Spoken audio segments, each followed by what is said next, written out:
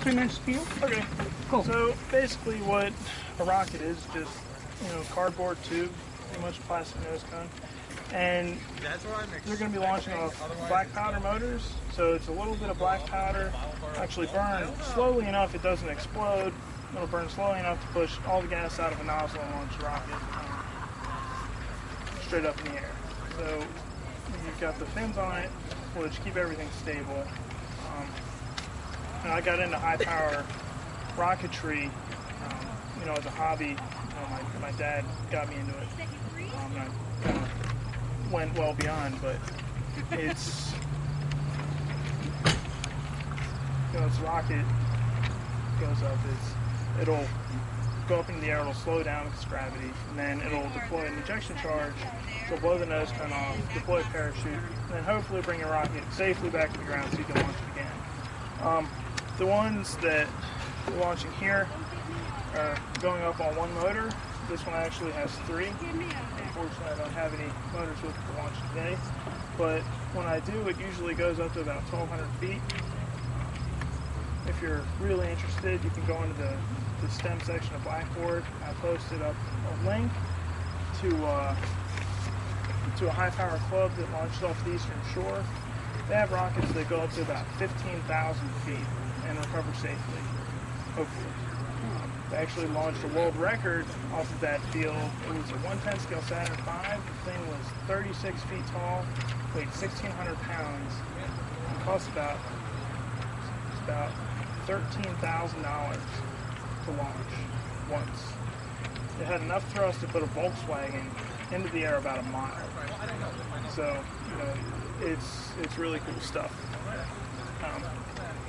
But like I said, if you're interested at all, you can buy those smaller rockets at Michael's, any hobby shop. It's really easy to get into. The instructions from Estes are great. And if you want to branch out, there's quite a few websites online. You can buy parts or anything. It's great to join the club so you can launch bigger and bigger stuff. Okay, thank you. All right, everybody behind Chris Stoll. All right. Yeah, I want a line like that. Dean Brown, you want to come up here? We'll do honors. Does he send the waiver, by the way? Did he sign the waiver? Yeah. You may walk over this way a little bit. Okay, we're going to launch...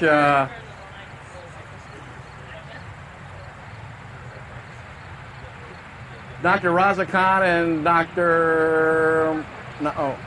Maria Burgess' STEM Club, and the Kids STEM Club, or Student STEM Club. And Dean Brown is going to do honors with the first one on the rail. And here's how it works. Dean Brown,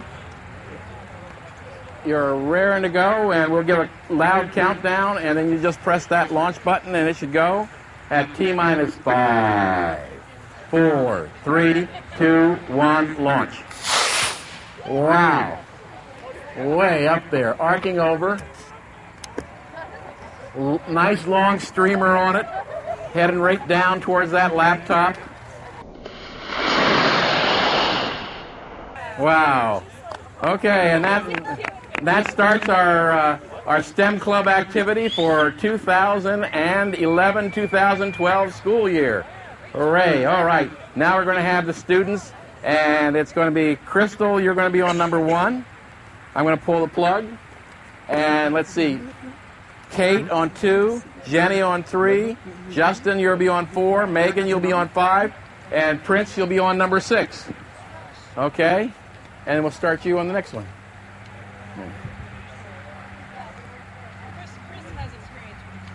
Wow. Okay, once you put the rocket over the rail, then you want to attach these clips. And I'll say it loud because I know you can't hear me. Terrible, aren't they? These clips are like little clothespins, and they go one on each wire that sticks out the back end. It makes no difference which goes where, just as long as they don't touch each other. Takes 1, 2, 3, 4. Okay. Crystal, you want to launch your own rocket? Okay. She's stepping up to the pad. We have continuity. Range safety is go. Let's start a countdown. 99, 98, 97. Oh, let's do it from 5, 4, 3, 2, 1, launch. Wow. Way up there. I guess I need to catch it before it falls. Parachutes out. Yeah, Oh, now come on, catch it. we're trying to develop track stars by this activity. Come as on, you can Crystal, you tell. can do it. Catch it. Go for it. All right, Chris is going out there as Crystal surrogate. Crystal, you could try. Come on, you can catch it. You don't need.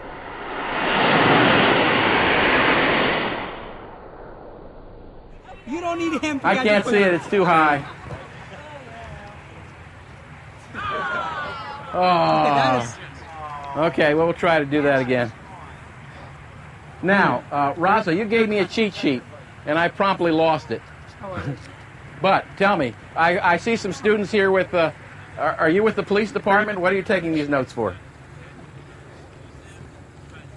Oh, we'll return it with all the answers. You're going to get an A. Okay. What do we got here? What's the class? Who's your teacher? Miss Parker. Miss Barker. All right. Well, Miss Barker has put for her math class. What makes the rocket launch? Here are the questions. I can't launch because I got an airplane flying overhead. Describe the direction the rocket is launched toward. What are the effects of changes in that direction? 3. What causes the rocket to descend back to Earth? What technique is used to slow this descent and why? And then be creative, sketch a pattern of one of the rocket launches that you've seen before.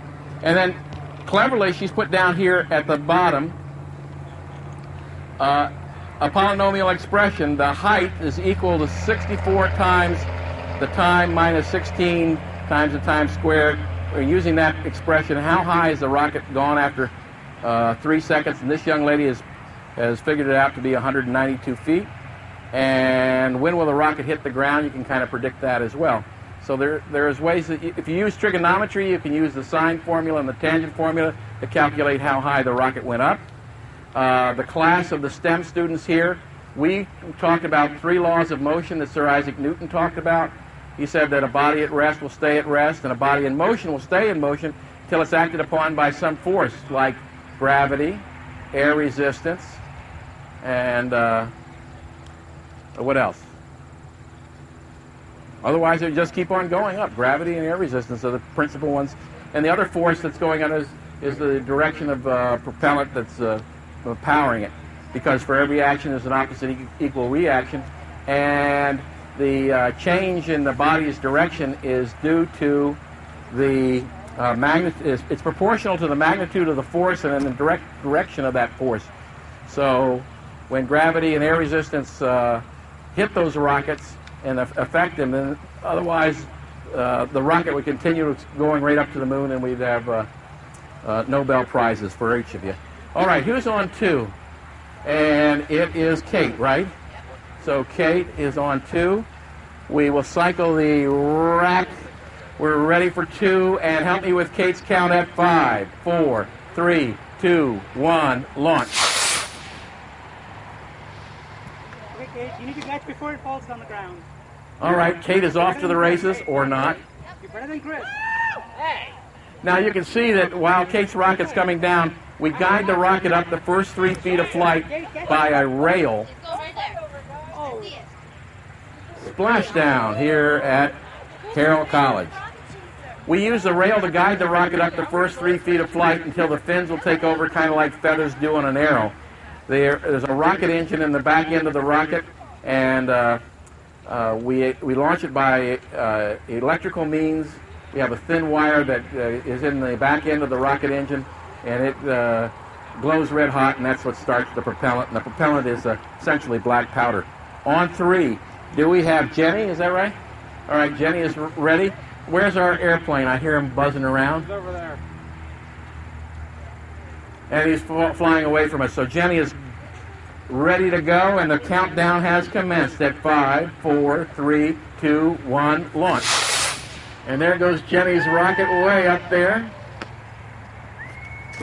Parachute out, fully deployed. You guys are doing great. Why don't we give them all a big hand? Aren't they doing super? And we've got more to come. Okay, Chris. Okay. Okay, Justin, are you next? All right, he's on number 4.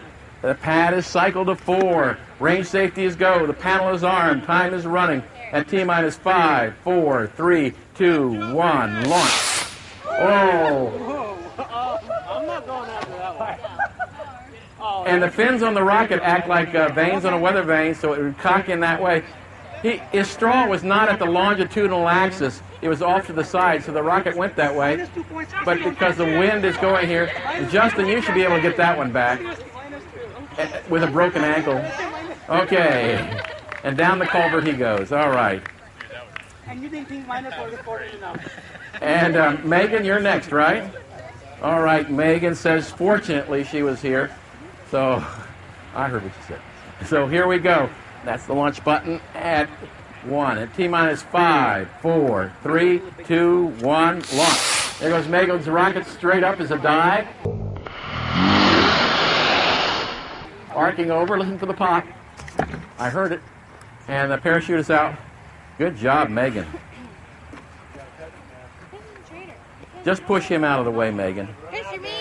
He'll get it first if you don't. And there he goes. Oh. And that's how it got smashed fins. Okay, now we know. Meanwhile, on rail 6, we have Prince, and he steps to the table. There's the launch button, and here goes the countdown for Prince's rocket at 5, 4, 3, 2, 1, launch. Wow, a successful rack of rockets. Okay, Prince, you can catch this one. Great job, guys. I'm going to pull the safety plug so that the pad is unarmed. We got an airplane coming in town, so that's just fine. It's a good time to load up the rack. So you want to go next? All right. Yeah, go ahead, Jordan. You, Missy. Go ahead, Kevin. And Sam, do you have a rocket? Okay, yeah. You guys are really doing a great job. Yeah. Well, it doesn't make it. I put one for Dean Brown's because his was flying flat on the metal, and I didn't want the electricity. But your clips are out, so you're just make sure they don't touch each other.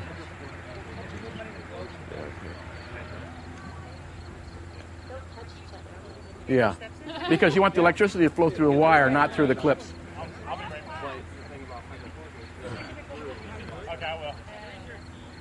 All right. Okay, it's your picture here, Dean Brown. You know what that pole is for? Well, it is OSHA approved, but no. If they get it on a wire, we just don't.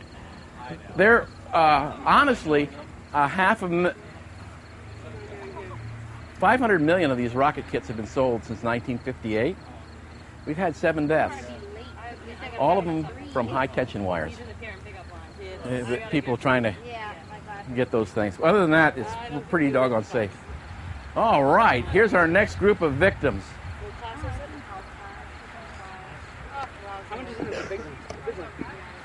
Okay, here's what we're doing. We're going to have this next rack, and then I have a few miscellaneous rockets that we want to see. And first up, we have Ethan, right? And Ethan, we're going to put the safety plug in. We're going to check continuity. We're good to go. And so Ethan's rocket's on rail 1. There's the launch button. Appropriately at 5, 4, 3, 2, 1, launch. There goes Ethan's rocket. Holy cow, Ethan. Great flight. Like a little flag coming back down right into our area. Oh, snatched from the jaws of death. Okay. Number 2, is that you, Jordan? All right, Jordan's rocket's ready to roll on rail 2, and the countdown has started at 5, 4, 3, 2, 1, launch. Fantastic.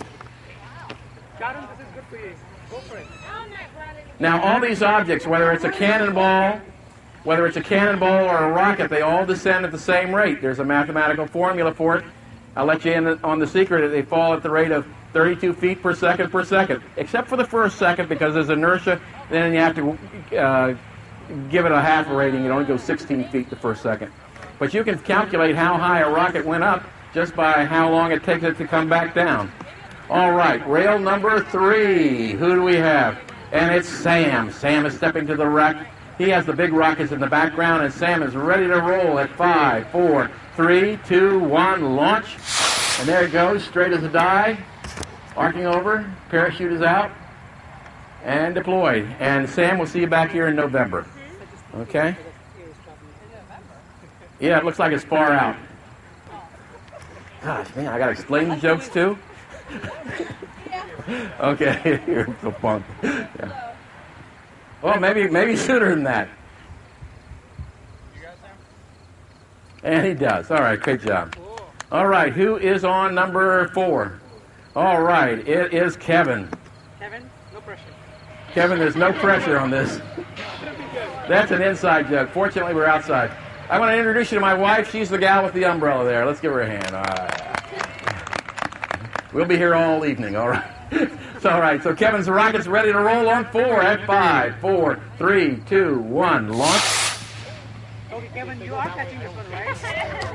Okay, Kevin, I did say no pressure. No pressure. Hey, I think it's great you guys came out to help build rockets and understand them and a little mathematics. And I want to especially give credits to the kids on the hill who were skipping class today. Dean Brown wants to talk to you. And Missy's on 5. We're going to have to wait for aircraft. Closer, closer. No, one of our safety rules that we follow is that we don't aim at targets.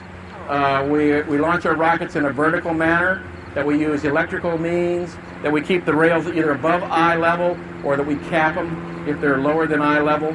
There's about 15 safety rules that the National Association of Rocketry puts out to do these rockets, and it seems seamless the way we do it here today, but I follow all 15, and so do all the kids here. The question was, where do you get these model rockets? You can buy them at Michael's or any craft store, Hobby Lobby, Hobby Town, and so forth. They'll run about $20 or so. Missy, I don't want to keep you holding up here, so why don't we go on to rail number 5. Okay, so Missy's ready for rail 5, and this is the launch button. We'll start the count at 5, 4, 3, 2, 1, launch. Fantastic.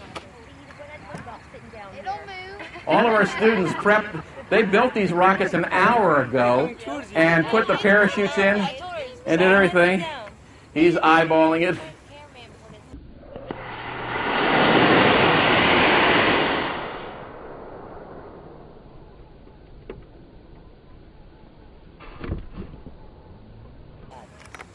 He's running like a demon, a very slow demon. Okay, and he's got it. Great job. Okay. All right, this is the ringer here. This is our math teacher here. Let's see how she does compared to you guys. Okay. Unless it explodes. Yeah, unless it. Don't say that. Okay, you know where the launch button is? Sure. All right, right. The one that says launch. That's right. All right, so you. Yeah, you can stand behind me. All right, help us with the countdown. This is the math department head. Ready? 5, 4, 3, 2, 1, launch.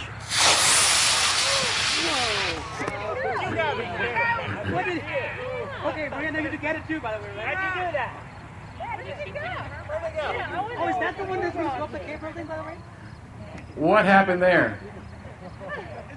Wow, well, you must have built your rocket better than anybody else's. Okay.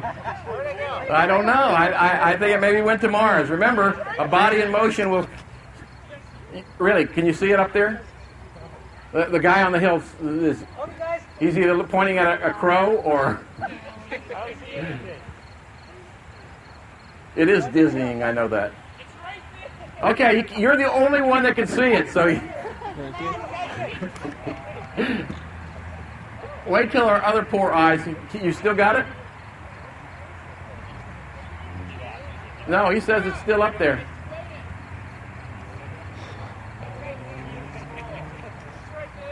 It's right, and you're pulling my leg, aren't you? It's over. Oh, you see it? Oh my God! Where? Help me. It's gonna land over there. Did you take down a big plane while you were Where is? Come on, people, help me out What did here. you put in there? It's nowhere. It's over there. Oh, it's like, oh God. It's really far away, huh? Yep. Okay, well, good. Let's give her a hand. Wasn't that great? Okay. Now I have a few more rockets I can't see it. It's that way. I'll put on for you. Yeah, that's back there. That's it.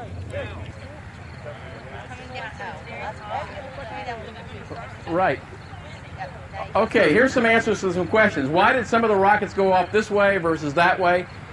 We don't have much wind, so I discount wind as an example. I noticed that, for instance, I think it was, it wasn't Sam's rocket. Was it yours, Justin? It headed out that way, and then it came out. But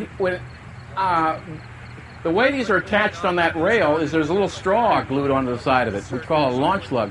Well, his straw was a little off canter, so it wasn't along the longitudinal axis. It was off a little bit. That's why I stepped to the pad before he launched and looked at it, just to be sure that the glue wasn't coming unloose. And because it was off canter, then the rocket would kind of corkscrew as it goes up. Right. And then some of them, like Sam's, went up straight as a die. It's because his was perfectly aligned. No, it's not. But then also, we have a little bit of wind. You can't tell from right here, and especially not even with the tops of the trees. That's what I look at. But it is blowing it this way. So the rockets would have a natural tendency, is after they get up, they start heading into the wind, because the wind will blow on the... Let me borrow your rocket, Kevin. The wind will blow on the fin like a weather vane does. So it should naturally tend to head over towards that airplane is above our head. And then when the parachute comes out, because there is a slight wind, then it'll blow back down where Chris has been recovering them. So that's a little bit of an explanation. Another explanation is we can vary, obviously, the power of the rocket engine. And so what happened was I exchanged Maria's rocket engine with a larger one that was twice the power as what we were launching. We were launching A rocket engines. They had about 2.5 Newton seconds, and Maria's had about 5 Newton second thrust. Okay, so that's the reason for that. All right, I got one more rocket to put on the pad, and then we'll be ready to roll.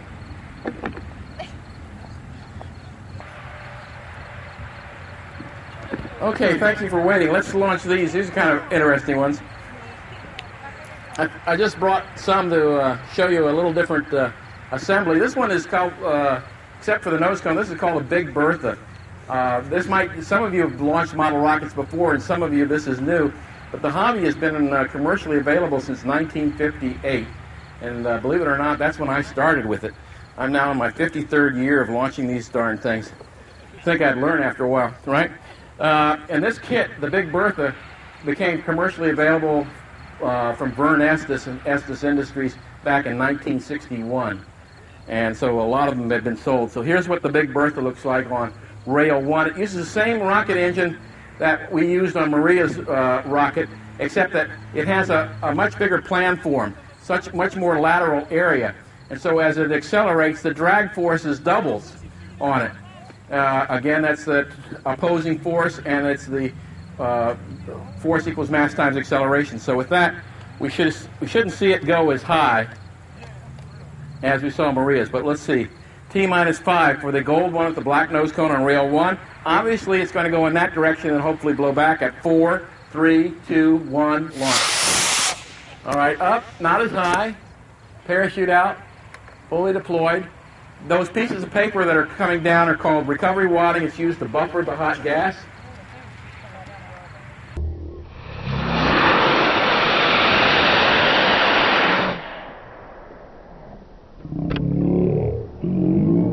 Okay, and so that one came down, great.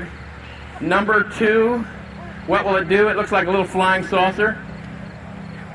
And this one's kind of interesting. It's entirely made out of styrofoam. It's called featherweight recovery. Instead of using a parachute or a streamer, it should just plop back down and safely.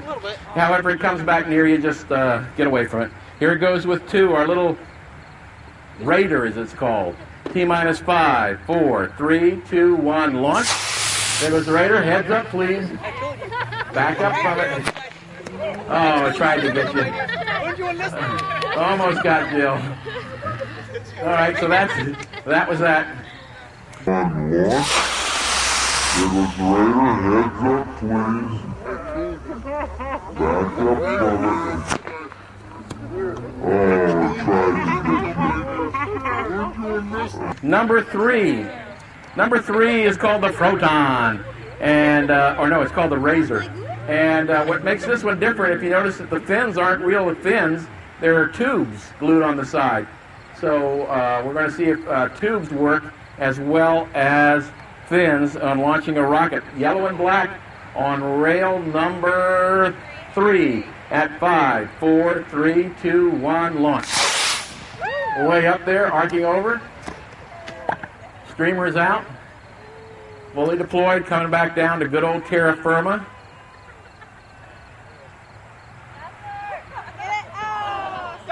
Wow, nice try, though. Give him a hand. Wasn't that great? Number 4 is a payload model. You can put an accelerometer on your rockets and measure acceleration. You can put an altimeter in there and measure by using air pressure. You know, air pressure is higher here than it is up there. And by measuring the difference in the barometric pressure, you can determine how high your rocket went. Also, if you want to see Lincoln fly, you can put a $5 bill in it. Okay, so here we go with the payload model on rail number 4. And panel is armed. Time is running at T-minus 5, 4, 3, 2, 1, launch. All right. Oh, my goodness gracious. And parachute is out. Really good. Whoa! I love that one. That was a good one, man. Yeah. All right. Oh, my goodness gracious. And parachute is out. Really good.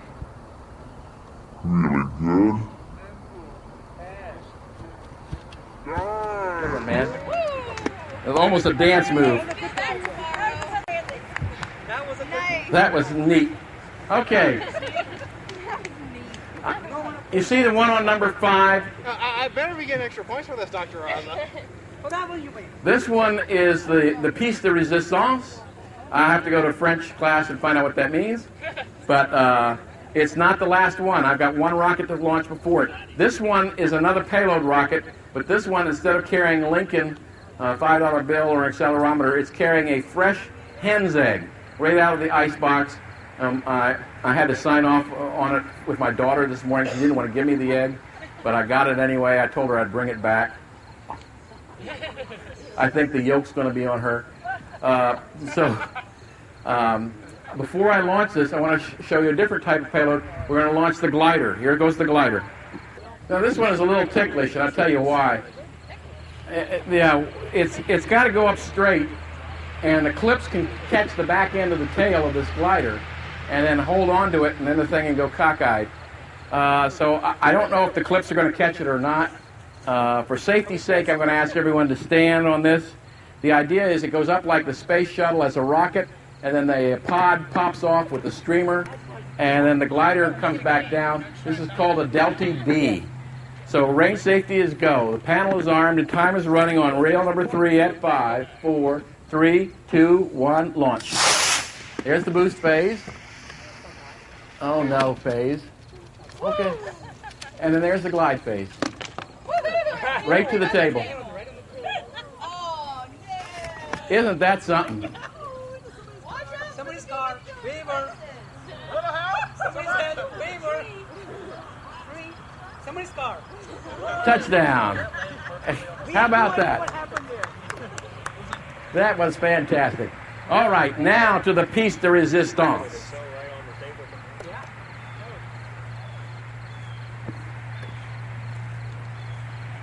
Rail number 5. I got to clip it up and we'll be good to go. Oh boy, here we go. I want you to know this is the third time I have tried to launch an egg at Carroll College, and all two of the previous ones have worked beautifully. The egg is just smashed up. The first time, I didn't put enough tape around the nose cone. That's what that blue stuff is. And so the egg just had a free fall. And the second time, oh, it was not a pretty sight. So maybe third time is a charm here at Carroll College. This is the last flight of the day. Again, I want to thank the STEM Club organizers and Dean Brown for coming out here. Dr. Ball couldn't come today, but he supports your activities and wishes you the best of success in your future academic and professional careers. And with that, let's have a big Carroll College countdown at 5, 4, 3, 2, 1. Now that was a perfectly good countdown, but not as good as Carroll College can do. So let me hear it really loud now at 5, 4, 3, 2, 1. Launch. Holy cow. Oh, Lordy. Okay. I thought it was supposed to go up higher than that. All right, let's see what happens here. He's got it. Oh, boy, oh, boy.